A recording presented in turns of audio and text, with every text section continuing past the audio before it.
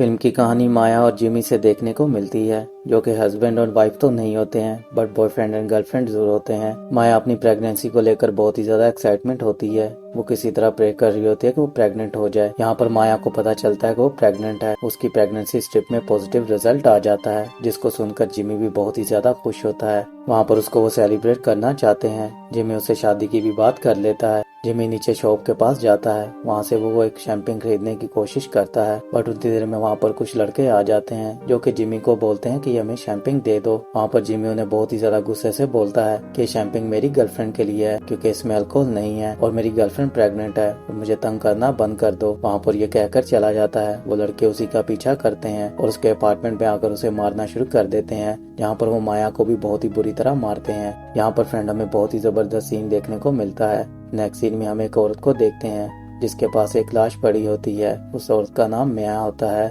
वहीं पर ही हम जिमी और माया को देख लेते हैं जो उसी घर को खरीद लेते हैं। वहाँ पर माया को नहीं पता होता है कि आखिरकार इस घर की क्या स्टोरी है, बट मिया उसे सब कुछ बताती है। उसे मेव की स्टोरी के बारे में बताती है। यहाँ पर हमें मेव नाम की एक औरत के बारे में पता चलता है जिसका एक हस्बैंड था जो कि बहुत ही जल्दी मर जाता है। शादी के कुछ ही महीनों के बाद उसकी डेथ हो जाती है, बट उसके बाद मेव बहुत ज्यादा स्ट्रेस में रहना शुरू कर देती है। बच्चों से उसे बहुत ही ज्यादा प्यार होता है। यहाँ पर हमें मेव नाम की औरत की स्टोरी के बारे में पता चलता है, बट उसके बारे में ये भी अफवाहें होती हैं कि वो बच्चों को मार डालती है। मेव के बारे में बहुत ही ज्यादा अफवाहें फैली होती हैं कि वो एक डाइन थी। यहाँ पर माया ये बात सुनकर बहुत ही ज्यादा हैरान होती है, बट वो खुद माँ होती है। इस चीज को वो बहुत ही अच्छी तरह से समझ रही होती है। वहाँ पर वो उसे बोलती है मेव यहाँ पर खाना रखती थी जो कि कोई आकर खाता था, जिसकी कहानियां यहाँ पर बहुत ही ज्यादा हैं। वहाँ पर वो माया को बोलती है कि मैं इसका ख्याल रखूंगी।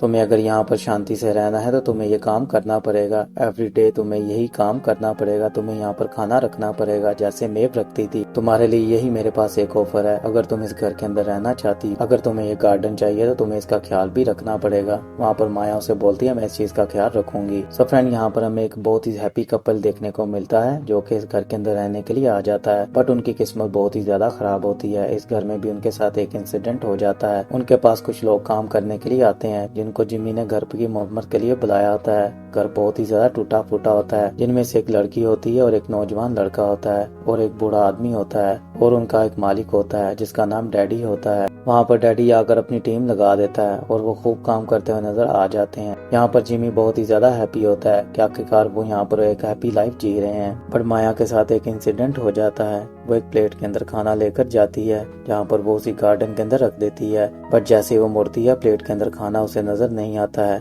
जिस चीज को देखकर माया बहुत ही ज्यादा डर जाती है। वहाँ से माया अपने घर की तरफ भाग जाती है। अब माया को कुछ भी समझ में नहीं आ रहा था आखिरकार यहाँ पर क्या चल रहा है। उतनी देर में उसे मौली के भौंकने की आवाज आती है जो कि माया का कुत्ता होता है। अब वो उन्हें कुछ दिनों से मिल नहीं रहा होता है। अब उसके भौंकने की आवाज की वजह से वहाँ से वो चलती है और मौली के पीछे पीछे जाती है, जहाँ पर उसे एक घर नजर आता है। वहाँ पर आयरन उसके ऊपर हमला कर देता है और उसके साथ रेप करने की कोशिश करता है। किसी तरह माया वहाँ से भागकर फिर अपने घर आ जाती है, बट माया वो सब कुछ देख चुकी होती है कि आयरन के साथ क्या हुआ था। और वहाँ पर माया को कुछ कुछ याद होता है। वो आकर जिमी को उसी जंगल में लेकर जाती है, बट वहाँ पर कोई भी नहीं होता है। वहाँ पर आयरन भी नहीं होता है। इस चीज को देखकर माया बहुत ही ज्यादा डरी होती है। वहाँ पर जिमी उसके ऊपर चीखना चिल्लाना शुरू कर देता है। उसे बोलता है कि तुम्हें अपने बच्चे का ख्याल रखना चाहिए। अगर इसे कुछ भी हो गया तो कौन जिम्मेदार होगा? तुम यहाँ पर क्या करने आई थी? मैं समझ नहीं पा रहा हूँ आखिरकार तुम क्या करना चाहती हो। दूसरी तरफ आयरन की उसकी टीम ढूंढ रही होती है। उसके जो लोग होते हैं उसे ढूंढना शुरू कर देते हैं, बट उनको वो नहीं मिल रहा होता है।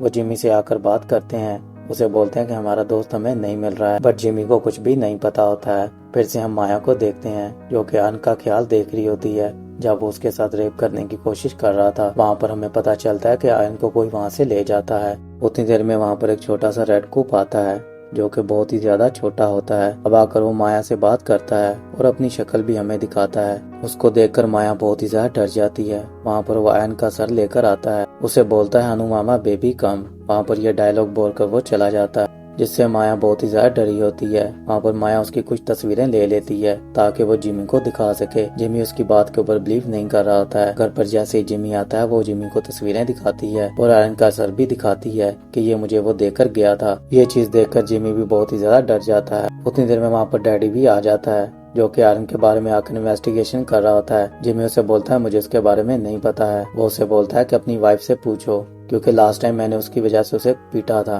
तो तुम्हें ये बात पता होना चाहिए, मुझे एक बार तुम्हारी वाइफ से बात करनी है। जिमी इस बात पर राजी नहीं हो रहा होता है। वो बहुत ही ज्यादा गुस्सा करना शुरू कर देता है, जिससे वो दरवाजा तोड़ने की कोशिश करता है। जिमी घर के सारे लॉक लगाकर बैठा होता है। दूसरी तरफ माया उसका सर लेकर नीचे की तरफ जा रही होती है। उतनी देर में उसे एलिसन देख लेती है और उसे आवाज लगाती है, जहाँ पर वो आयरन का सर नीचे फेंक देती है। इस चीज को देखकर एलिसन बहुत ज्यादा रोना शुरू कर देती है। वो जाकर डैडी को सर दिखाती है। डैडी को बहुत ही ज्यादा गुस्सा आता है। वो घर की खिड़कियां तोड़कर अंदर की तरफ आ जाता है, जहाँ पर वो पूरे घर को आग लगाना शुरू कर देता है। यहाँ पर हमें बहुत ही जबरदस्त फ्रेंड फाइट देखने को मिलती है। जिमी को वो सब मारना शुरू कर देते हैं। उतनी देर में फिर से विम्पर्स आ जाता है, जो कि छत से कूदकर आकर उनके ऊपर हमला करता है और जिमी को बचाने की कोशिश करता है। ये चीज देखकर डैडी यहाँ पर बहुत ही ज्यादा हैरान होता है। आखिरकार ये बोना है क्या। यहाँ पर फ्रेंड हमें थोड़ी बहुत कॉमेडी भी देखने को मिलती है। अगर तुम्हारी वाइफ ने मारा है तो ये ठीक नहीं किया है। जिमी उसे बोलता है, मुझे कुछ भी नहीं पता है। माया फिर से वापस घर पर आती है। वहाँ पर फिर से विम्पर्स आते हैं,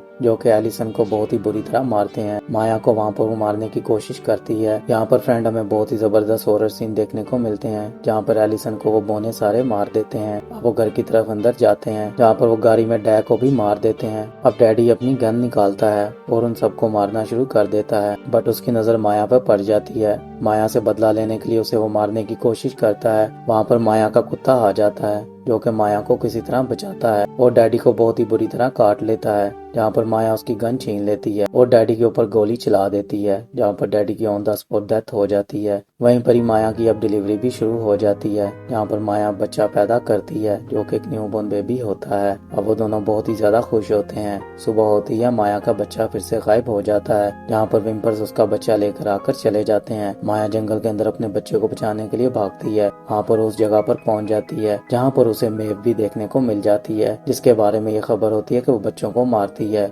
यहाँ पर ये बात सच होती है। मेव को बच्चे चाहिए होते हैं, जो कि वो सब बच्चों को मारती है। मेव वहाँ पर बहुत ही ज्यादा बूढ़ी होती है और उसका वो बच्चा वापस नहीं दे रही होती है। माया उसके सामने गिड़गिड़ाती है, बट उसकी मेव बात नहीं सुनती है। माया को वहाँ पर गुस्सा आता है और वो मेव को वहाँ पर मारना शुरू कर देती है, जहाँ पर मेव की दोनों आंखें फोड़ देती है। यहाँ पर विम्पर्स ये देखकर बहुत ही ज्यादा डर जाते हैं और वो मेव को अपना नया रेड कॉप बना लेते हैं। वो माया को ही अपनी माँ समझते हैं। वो नई मदर बना लेते हैं, जिसका नाम मदर रेड कॉप वो रखते हैं। यहाँ पर माया बहुत ही ज्यादा खुश होती है। वो अपने बच्चे को भी बचा लेती है और दूसरी तरफ उसके पास एक गैंग बन जाती है, जो कि रेड कॉप के नाम से उसके पास होती है। यहीं पर ही फ्रेंड फिल्म की भी कहानी खत्म हो जाती है। अगर आपको वीडियो अच्छी लगी हो तो लाइक कर दें, शेयर कर दें और मेरे चैनल को सब्सक्राइब कर दें। मिलता हूँ आपसे नेक्स्ट वीडियो में।